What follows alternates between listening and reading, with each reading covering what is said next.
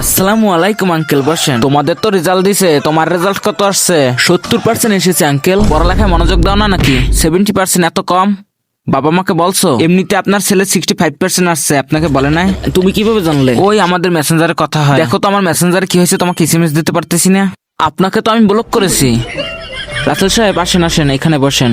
আপনার ছেলেকে কালকে বিকালে এত জোরে বাইক চালাতে দেখছি, পুরো দিন মারামারি করে। কি রে আঙ্কেল, এগুলো কি বলতেছে? আরে বাবা, ওনার ছেলে কালকে ফোন দিয়েছিল, ও নাকি রাস্তায় সাদিয়ার সাথে কট খেয়ে আটকা পড়ছিল। আমি যদি সময় মতো না যেতাম তাহলে ওনার ছেলে আজকে হাসপাতালে থাকতো। আচ্ছা আচ্ছা জিশান সাহেব, ওসব বাদ দেন, আপনি এই নেন খাবার খান। দিন দিন চিকন হয়ে যাইতেছে, বাপ মা ঠিক মতো খাবার টাবার দেয় না। কি যে বলবো আঙ্কেল, দুঃখের কথা, কিছু কিছু রিলেটিভ আছে যারা আমাদের বাড়ির খাবার খেয়ে মোটা হয়ে গেছে। সারাদিন ঘরে এসে পড়ে থাকে, বাড়ির সব খাবার খেয়ে ফেলে, মনে হয় তাদের বাড়ির চাল ফুরেই গেছে। আচ্ছা রনি সাহেব, আজকে তাহলে আসি, অন্য আরেকদিন আসবো।